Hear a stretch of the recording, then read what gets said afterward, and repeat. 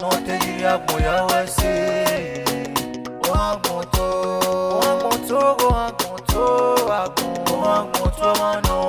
No te diría voy a decir. Y llegué una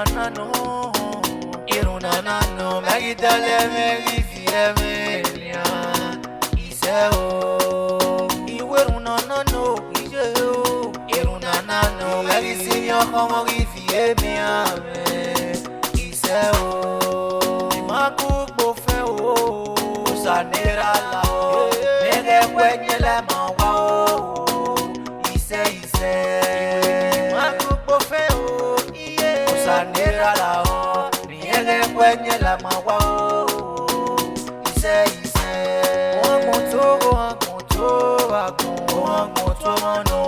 no te diría voy a decir.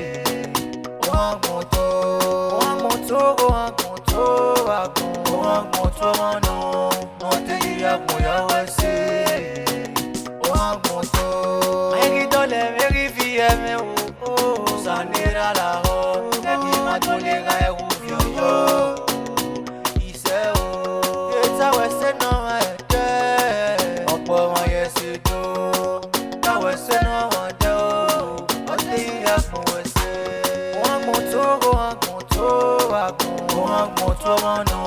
No te diría voy a decir.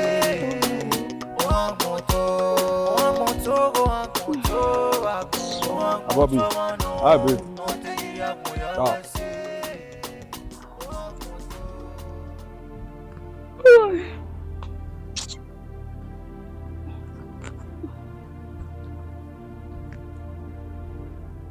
You go yeah. Urenia. Well, Bokia. Kakire. Wadena. Kakire yeah. Imaro video. No more. One water. I'm about me again. Why after work? After give me 1K. I'll put that last. 1,000. Akiru kimaro imahimi vena. Na dero pamaro. Mahimi. Niwo. Give me 1,000 teme. Oh my God, what after work? 1,000 me yeah the last. Since morning I never smoke. Ikarigonyo na igo emevena. Ekini kievena egero paro. Mamigo. Mudane, je kiro ri ma wenu ni go me. Emigo ni kama wewe. Igo no gwemi. Ike ya mbeki wa hwe. Imego. Oni mata me I no want hear. Ime na edwe capital ya die mi when capital me ya dwene neki na. Take me kene emigo ni ken ya dwendeki. Okay, Mudane, a capital will be. Mudane, wait. Your capital of value SMA, Abi? No, baby, no, your capital of value SMA. Okay, where you give me 1K. Only 1K. What's the problem in where? What boy problem where you? Where? Oh, I mean, no taba. You blast it. They come here. Why? Woman want to do no, better woman. Sorry. Me, why me? Can I me what? No, we're gonna up your problem in your home. What do 1,000 can? Even why? Uma be negative get agreement here. You work by nyadi gonu. You know, agreement here. Agreement we winner. You better my way, from now. If you go now, you see me vene. You see me vene. You go you man go me. Why me away? Woman. Wala. Wọ́n mi rẹ̀ gbọ́ owó náà, kẹ́kẹ́ ya gbẹ̀rẹ̀.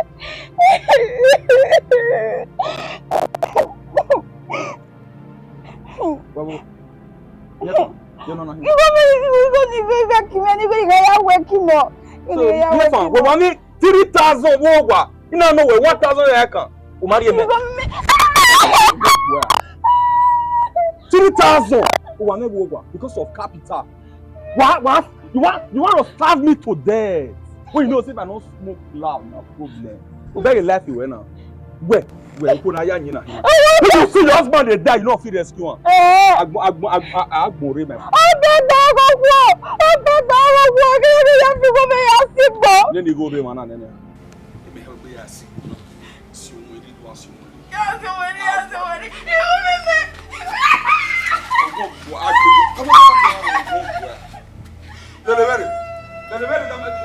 Dans ma saute avec next week.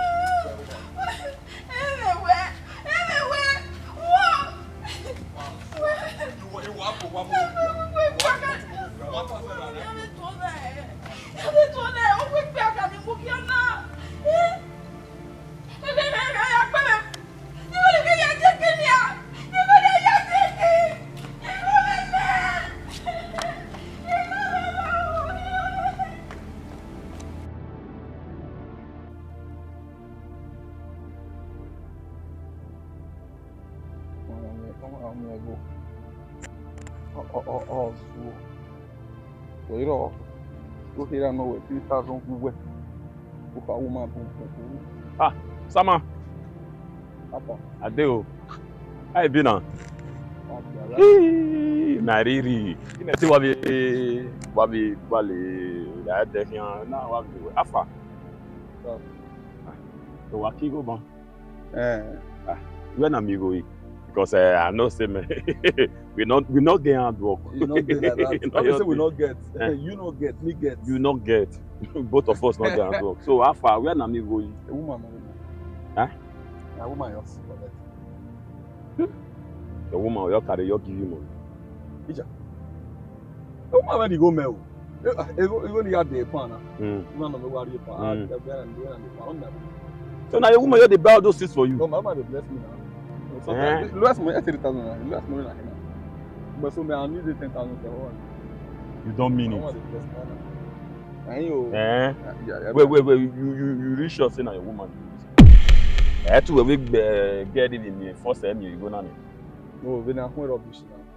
Only day woman will just start to reply you now. Or is one no la one. Yeah, I be your nice one. So I they get money marry me you already na be. Here we je money no. Here we to go be first we could leg me now. We could be bene say men we men. Na me will stand. You get the reply you na get up down. Next time you go to the yalla mo bo. So you dey carry bag. If you don't want buy something from me, That say who's one more than me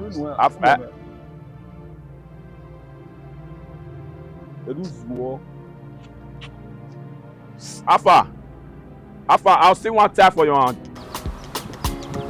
No matter now, they're not the joke with you.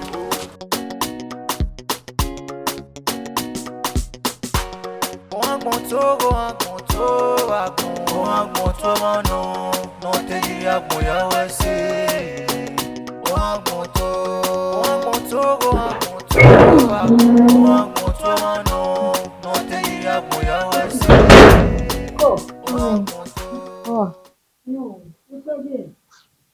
Oh, I'm fine. Be our one. Me I relax over. Yes, no, where? We later go. Here wala na we customers. Be a go on. I relax later go.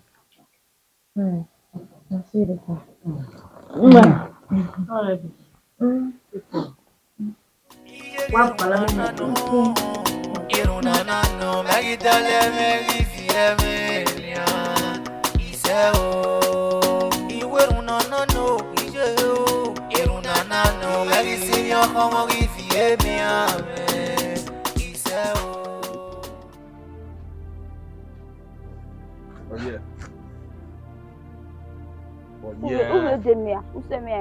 Uwe demia.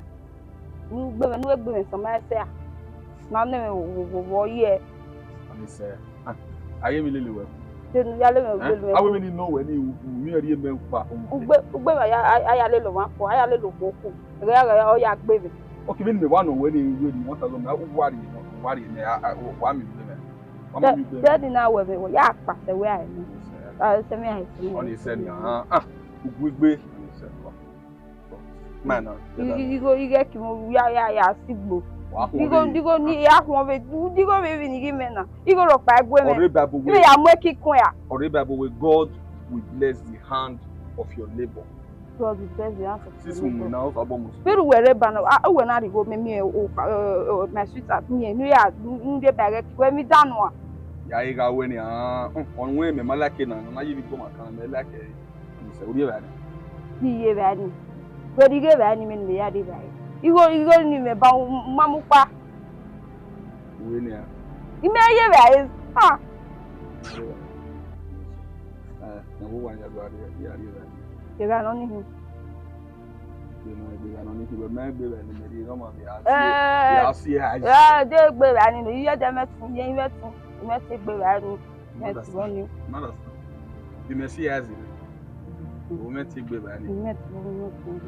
But when you see as it, that is they okay. They okay. Me setting. Now why na be do talo gbe. We o na be tenant ni ho. Ni be do we okay. Ya be gbo e ban na. Wa be gbe mi. O ni owe wa ya je. Ya ya bala o mu re. And say was go one ya ton ni me. Ton ni me o. Ma ready mu me ready mu. I worry. Ya worry even when like straight to the need to go looking at the van. Wow, konu do udu alu arere. O be fo we ba o. Semi aye. Go ari o da fun. Semi aye. Afia. Ya o. We to agbe. Go. Ya see as you know what problem. E me come with them. Then sorry. Ya wa see as any we go. Then na we akpa ni. Ami ya akpa.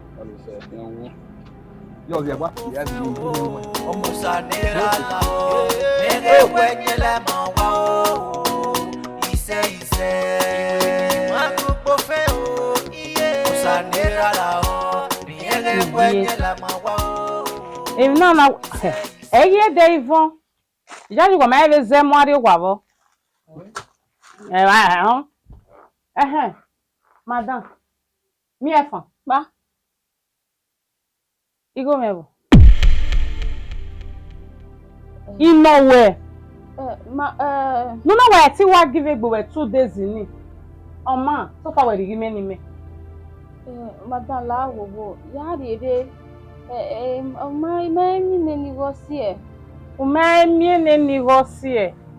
Dupo no aya mi nowhere. Madam la wo. Mi o dupo no wa mi o e. Ga ego meta ma we. E week na ri enu. Enu mana ri go me. Eto ma no. Do em kai. E week na ri enu ese. Ri go me go me. Yama.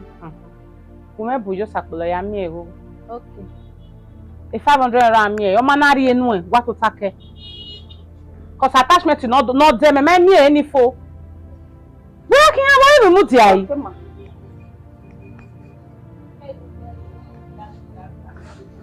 Wa ro do mana ri enu e. Give me ka. O da ma trust, my trust wa.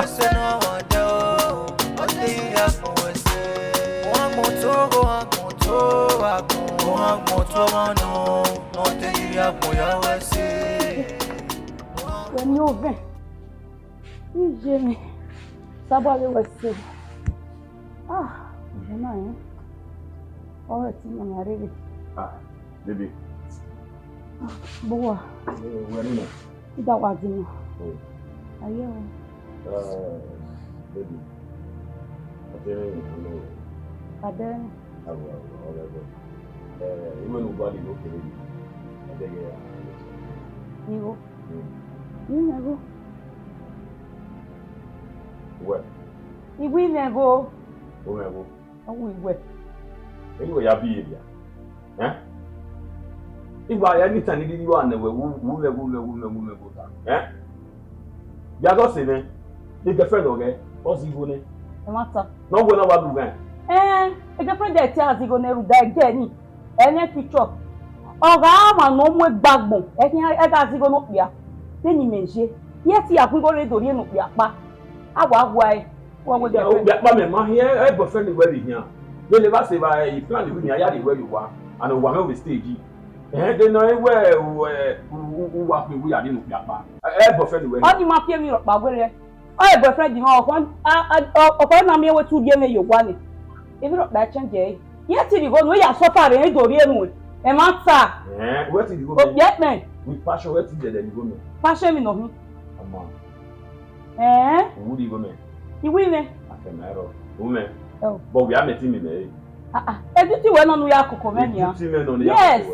Where you gonna go? Where you gonna be? I support you. I need support. I need support. You have to help you. Go back. Be me dey or fall there. Go to akama you go ni. Oh my, where you going to? Eh? The NEROW. Yeah. Me tell me, I'm married. La reine, il doit boire au final. Tota. Ça va. Il doit nous tota. Comment tu es, non, ça? Awa we. Ça doit avoir des go me oui mais il ga jamais ça. Il oui me go de no married. Il go egbe la wa. Onya mi. Then we see me you tota. We asimi ayi ma. Ore de no kinbo. We okay, who are they ni go me ade me? Tota, na gbagbe we ti semi ayi ma. Mama. This is who we ni go me now. Na ya go ade. Go away to see. And all that go me. What about the government of say? And any fair where you're walking nowhere. Feeling. You're walking nowhere. I don't know lady. Yeah, no galo. Mereve, no lady. That dog is no. Lady cat, no lady dog, no. You know, see, I do that way. Who don't come every wire gallo for me? Name, no, can support my brother. Who got down one day, messing? Who got down one day? I don't know, I want to. Here was the new melee. It do not. Here, young Bama. I am zero no for. That's the man with the guy. Give me a swear, no pa. That's the man with the guy. Jamie and Suya. Where's someone now with fishes? When I don't. When you don't get no what you make. That was the name now. Or no, or see you who fire in it. What? When we're getting an HAP with my way. Who HAP who you here? C'est mon talon ici. Il faut vous faire léger. À ça fait léger ou nous peut. Pas ne go boire ou non. Pas vers quoi. Dans le bois que on est du n'a rien pas mal. On va non. Et non quoi rien a dit mais ouais à ça du. Ah bien what est le mauvais bon. Il dit quoi là? Il boit là même n'avait où c'est. Non c'est.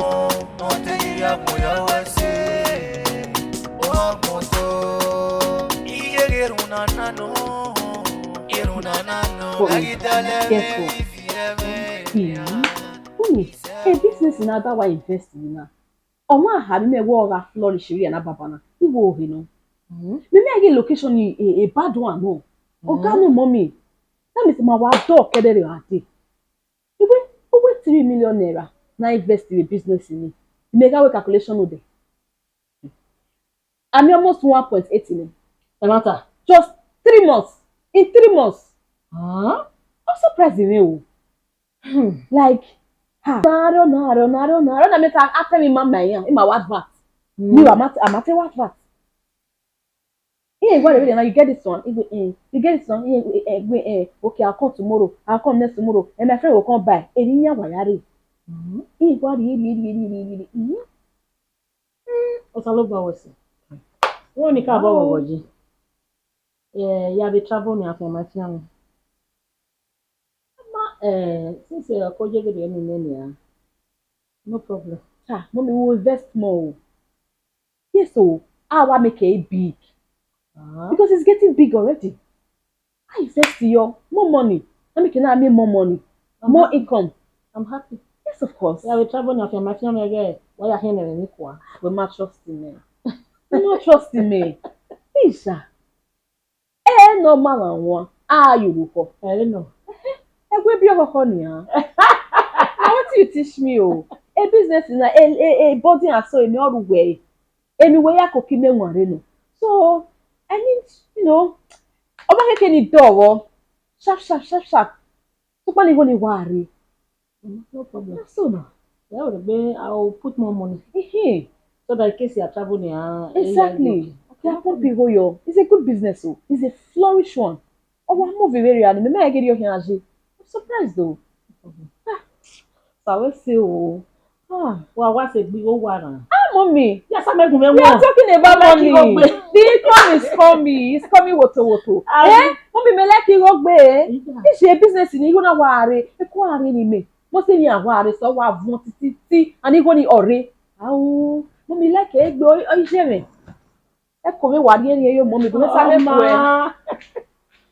Hello, boy, we are na e. Oh, yen le ni wo.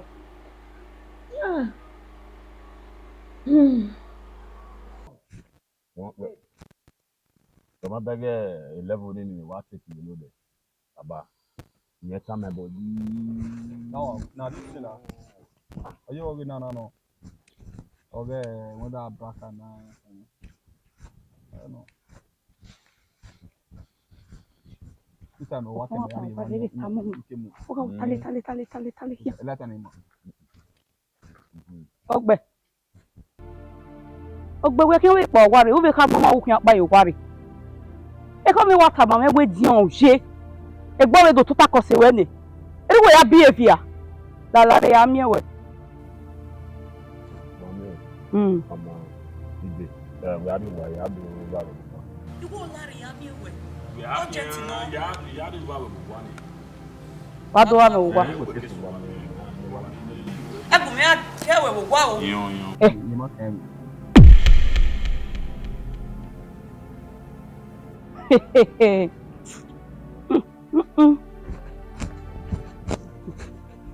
Gumi akewe. There was some mother. Different one. You know, yeah, I see what you need me, man. No, boy, why you never move? What way they go different way one man? Because I look at my party west alpha, the other was taking on move. In short, at the first time, I made that nothing where they was already did what I'm away. I'm here. No, I'm a nyama with one alone. No, my brother, I didn't know. I better be make way. Okay, make way. The woman body man back when ya won bia mere yo wow. O me me a.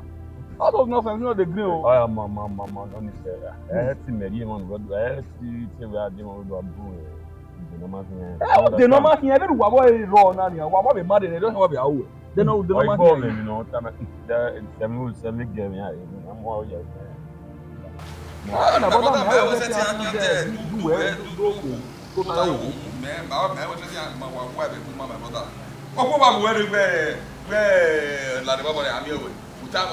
first one, second time. I don't rush ahead, you give a flag. We don't do where you were. You know, show. You make it enough here. Where my rubbish not do tana. Where we know we make a friend to waste one tana. See, I work for the woman, a government not. But I get you one where I make Benin see. I got beat my out this money. Benin, Baba, my brother. Benin, Baba, I beat my now. Young also what? Hey, rubbish no one of us. What? I'm I did to Moine. I'm any time. Yeah, back there. I'll beat us for you. That kind of person. He moved gay. Those women, my brother. Bilao, abe zuo na me le lo ma zuo e. All this time na when me tam go we sis woman we here come on. May you give me a cigar na dey no e. E lata ogwa gari cigar me. Na me ma be be mo na anya nia. Mo ma kon ya fa kon dey sort to ko do atebo no ma na ba. O ma be mi you okpo no le ke yo ogwa ko wa ko do atebo no e. Ti me no give a fly di na o give a fly di. Me no dey match we poa. See people let party or people let party. He will see us. He will go ahead. Another son, a woman half of me. Why go ahead? I don't ask what a man had try me. I'm when I made a table talking about why you ask boy, you ask Bill Guava, and not get time for rubbish. Are your big club? Are your big nonsense more for that too? Because my egg or where you're winning, or young way to and winning. If I'm a normal guy with normal sense of this all like this. The Chris. Merci as in it. Your father aware of your no. I gbé ìwé yẹn. Mara san. Mo bude na, o do wa no wa na. Ami o si oyin no nwu na bi na me de ni aba. Wewo. Ona bu innocence we la do rubbish we da uba. What if no say meje wa do embarrass me ba. Se we. Benu tama me we do tie na ni kama we ibe wo do adi stop me ba. De no se o na hi ya me no tamari gba. Ama iba bi. O se ni hin. O bewe ni. Oni ede ni aba o ya gbeyu oru. Ede ni wa gbe. Ya gbeyu oru. Ama gbon ni hin. Wa try ba gele wa gbo iwa ki body abi we no gele wa bu. Do ka gbugbo e de ni me se ti try. Denu tie me bana ge me ta lo gbe denu tie me bana. Igo ni ri o to tukun wo wa ri e. Igo ni ri o to tukun wo wa ri e. Okay me yo. Una ri go me. Wa ya o. Ya e damu pa. je va se lever Pendant ta mouche, pendant les veilles. C'est donc qu'elles sont allées veilles. les questions à lever. Aucun idée, ma ouais, mais là, ou pas.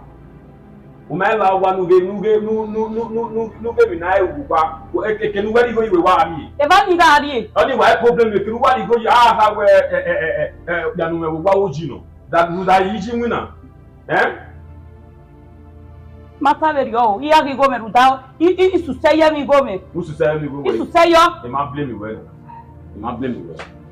On y a donné les verres, nous les dogs avaient couillé, non. De nous a donné les verres, donc, ouais. Où calez les verres, non, il y a mes terres, raison. Gars, il m'a blâmé. Baby. Hein? Avec les bébés, on va bien avoir du hein? Les bébés, on va vous, moi, mes deux romantiques. Hein? D'ailleurs, nous vivons. D'ailleurs, là. Eh, quel est what I know? Wọ́n gbọ́ wọ́n ṣe wẹ́ni. Mẹ́rin ni mi àwọn wẹ̀ ẹ̀rù dáwọ́ me wẹ̀kí. Ọ̀sùn wẹ́ni. Nwún yẹn máa wọ̀ bí mẹ́. Nọ́nà ni à ń mú wẹ́rí ayọ̀ wọ̀ bọ́ náà. Gẹ́gà mọ́ ẹ̀. Gẹ́gà. Ṣé àyè èkó ni mi bọ̀ ẹ̀rí ẹ̀? Ọ wá sí lórí náà sí. Ẹ̀gbọ́n kẹ́bọ̀ lórí ní tí èmẹ̀rẹ̀ náà. Nwún ẹ̀bọ̀ ẹ̀ yan. Ọ̀sẹ̀ wẹ́ni wọ́n rí. Ẹ̀rá mi ṣe gbọ́ ẹ̀. Kẹ̀gẹ́ fẹ́ jẹ́ kí àwọn yẹn. Sálùwà. Gbogbo tí ó kìí ayé gẹ́gẹ́ ló yá tó kìí ayé. Ẹ̀làrí ìwé àgbẹ̀. Rùdáwọ́ mẹ́wìn náà ni á. Ẹ̀làrí bí ìwé ọ̀rọ̀ náà. Owó ìgbà gbogbo. Rùdáwọ́ ní láwa. Ìkan yàrá ń bọ̀ lórí nìkan. Yàrá ẹni ní rẹ̀ ló máa ń wúlé. Lórí ìlú. Wà fẹ́ wọ. Ó máa tẹ́tẹ́ yà sí kẹ́yìn rẹ̀ ní gbẹ́bí rẹ̀ ní rẹ̀ náà. Gbogbo tí a yé gbogbo yé rẹ̀ ní. Ní máa ń yé ìwé ìṣèkẹ́ yọ. Ó gbẹ. Ẹ gbà mí gbọ́dọ̀. Gbogbo yé rẹ̀.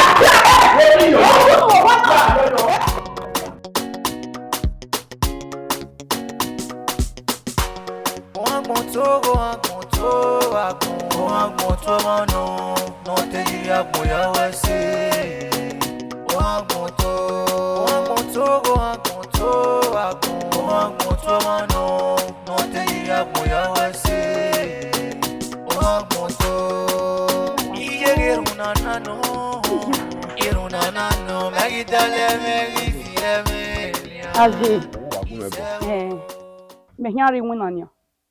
Ya izo bon evi una ban. Il va la ki. Il delive na le very. Money gbe woni ruo wa wa ni. Owo bi ya la di on ho e. E woni tama o. Wa ha. Abu mo gbe woni ruo wa wa woni fi la di anu ho e. Iyo. Uwe. Ibi ye ti yo. Bo se. Ni me kun po la di an. Ni me o e. Ha. Iyo. You understand? Bi mo na we nu wo wa na yi. Me we ri na ya de ban ile va la ki. O mo. Ugu wo. Ibi yo e ko mo. E ju ti we nu e ju ti we ni yan. Eh? Popo pe agbin won popo gbin won e ko ya. E mata no. O ko mo. Ari go no ru we ibo. E ju ti o gba nihin. But mo we mi ya. Aya ton ogwa na. Me no. O me go gba wo ni. Ibi yo. O ma we no waje na. Uwo o ma ho obun we nu. Iya ikepire bomo na ho e. Ibi ogo me no river, ihe ogo me ru da ogo buseba. Nye. Senera amye wo powe. E ma blame me we. Ni me kun mo ya o we la dan ni o. Wa no ari ogo ya mo. Wo me wu na nu. Ya fi we. O le Morocco. U fa wa. O understand? Wa memo wa bira wa bi me agbe wa saga ya fi wa mi accident ba so wa ri wa na mo wa bira wa bi wa agbe o ogun gbera mo wa saga ogun ti me ku po la ni me ku po la e price we ni no saga ro ni wu ni me do e wu e ya tu sage ye ogun gbera bi jo o ti mi agbe o e be za we ya anya ga e be za we ni ti wa popo you know ye na friend ya anya ga o ba gbon mi le ti mi agbe o e ra bi jo ogbe o wa le ki wi wa we ti mi agbe o wa la fe agbe o wa la fe wa agbe o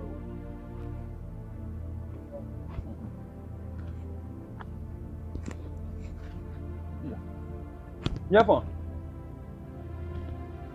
Ni fe wa pa re papa.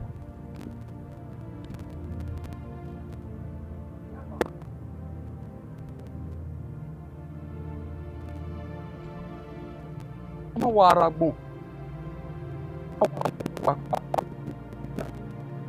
You know na me wo okua no dey wa mari eh. O ma pa. Ori me fa kan agbo wodo. Eri o mu de eri kan agbo wodo. Ete ba here ma ro na so. O wa yori wo de 2 3. Afun wa lunu. Why awe ba no kan yin. Wa yori ba so wa lunu. Okay, audio phone na so na. O ma ti la ko ni no le ba we no ke twa.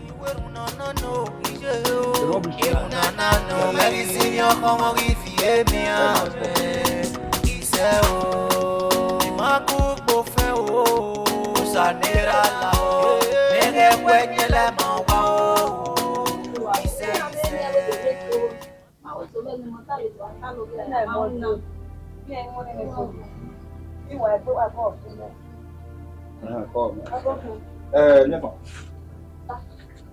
You know someone there by your paper.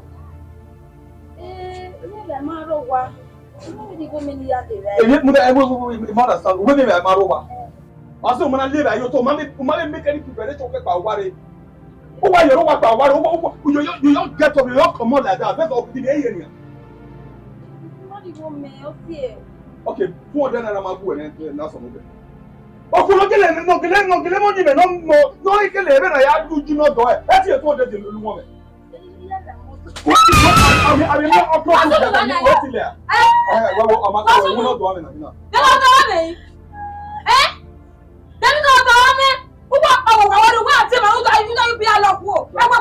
Are you shouting on me? I'm shouting now, man. Who are you? I'll your clap you. Man. 2 seconds. I'll your clap. I don't be your girlfriend. That's not. I don't my girlfriend who women. I'm not talking now. You cannot do anything when you come out. I'm not it. I would aware if you're not fake them. I can't. I would aware no. At your work. Not your work. Who went in a fight? I'm away. I'm away. I'm not gonna be on with ready. I'm not gonna be here. I'm not gonna work back. How do you be alone? For what? I don't know where he. I'm gonna come and start getting a perfect. Anyone now? A matter. Really? Another way you want now you're done there. Well, now, what try when I go back to the baby down.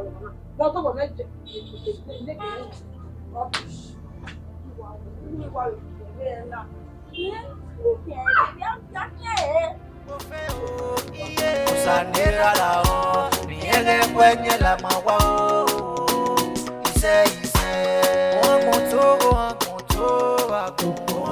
Mama. Oh. One anyone come out.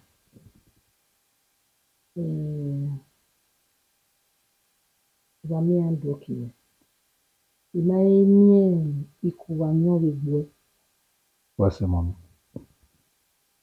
Ije no boya dami weni. Mabeyo. Mwa agbona.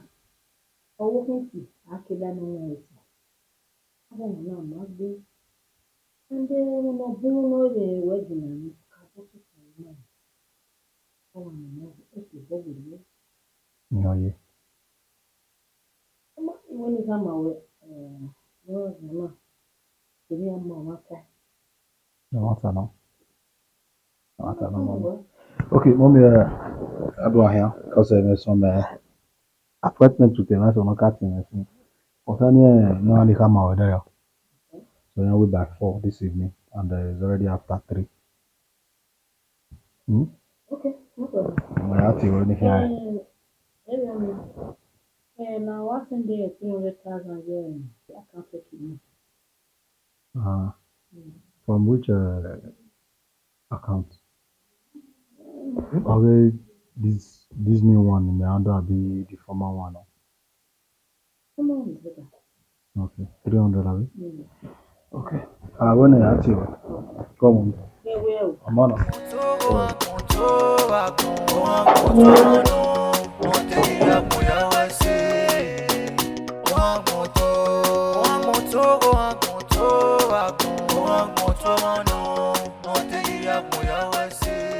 Oh, me afa. Mommy wa. Me say no beware. Me want to know mana. The last time I was at Dojore, never said where I feel like boy. This story me. Wala dero. Where one my boyfriend. Me where one my boyfriend. No wait to NEROW. You go me no me kedere ade. When wiki na re nu. Eri nu ese. Next week kuma na go me. Where my boyfriend we no one. Kuma na go me go wa stay you wa say. Oh, ya la we mi a. Ino we. Aye la we mi. We be time me dey we my boyfriend ya. Ino we. Adala we just le gbe sunu. Se joy me ga my boyfriend. Ugi o me we ma. Ugwe ma. Last time gume ya ka ma na gba because nya gbe so ya ga ro e go di ro e tet. Gwa ya afilu gbegbe. Adala. O ma na gba. Areba over ade o ne o pagbe. Ai, o ka boda me ma do vai. Enari na emi ami re na. The TV boy, boyfriend we ni. Owama. A story me, my golden store. Odo akwe love you ba. Na ti get that. Come here.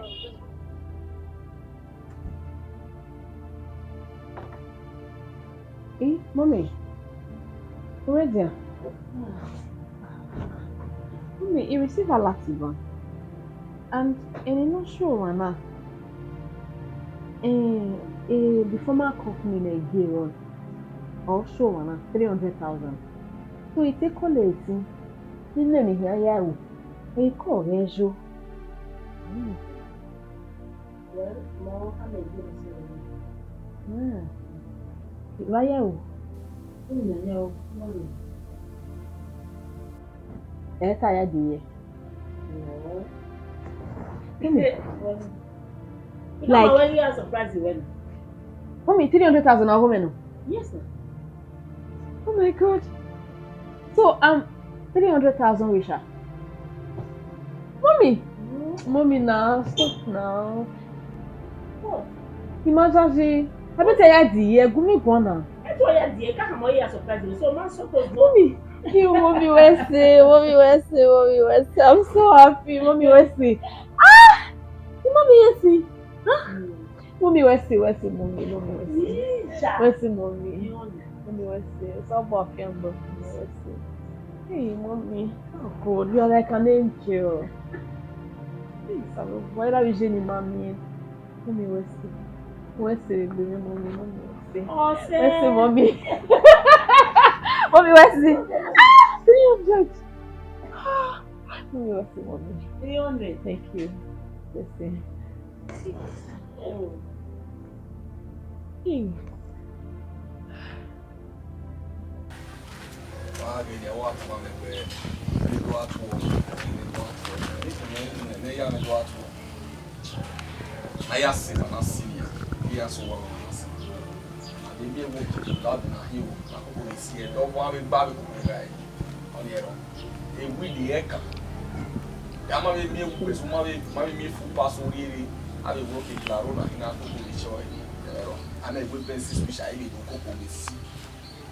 That is your own matter, your style.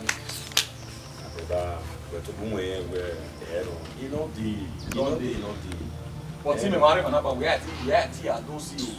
yeah me when we get away making a baby me ya sanzan you be ba izanzan Man check and say want to know uzanzan no mami go ba oga go wa gi oji